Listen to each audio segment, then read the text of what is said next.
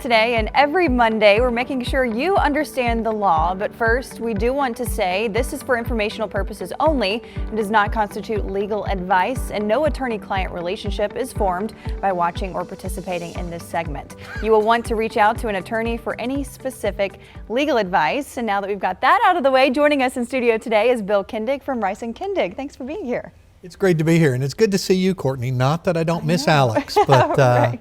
But Nice it is change good of to pace. see a little change of pace. Love And it. so today we're going to talk about a question that we get asked all the time.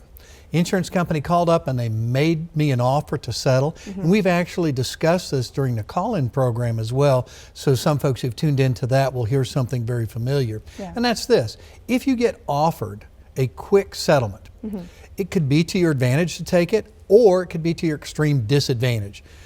If you have gone to the emergency room, you're going to get a bill. If you have health insurance, your health insurance company will expect you to pay them back if they pay the bill. That's called subrogation. It's just the legal right to be reimbursed. So when you're offered a quick settlement, if it doesn't include enough to cover those bills, you could actually come out of pocket because you accepted that. And certainly there is a sense, I don't want to sue somebody.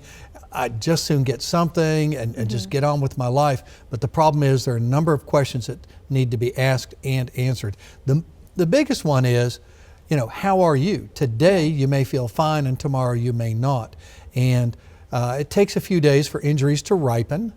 And so my advice is this: take a breath, get some good advice. Let's find out what the medical bills are. Let's first of all make sure you're okay.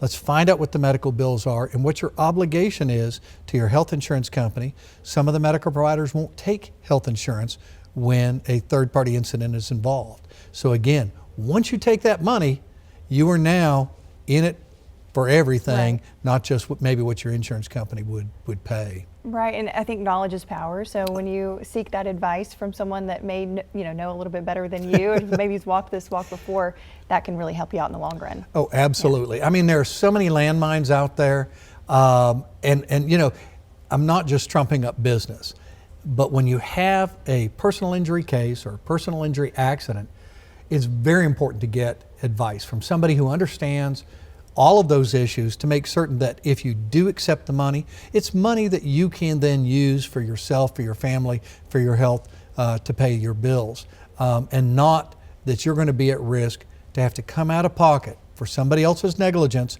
after all the dust is settled because the insurance company paid you too little.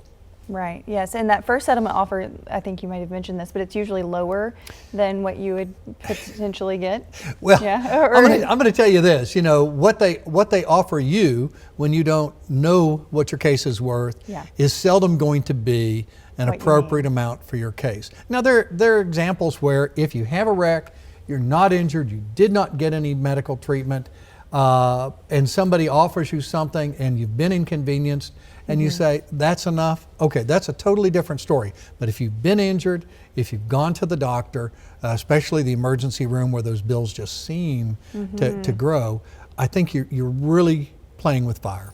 Yeah, makes sense. But great questions. Yeah, well, you're great at answering these. You're helping us understand the law. And don't forget, every Monday you can catch Bill Kindig with Rice & Kindig right here on KPXJ to help you understand the law. Thanks for joining us. Thanks.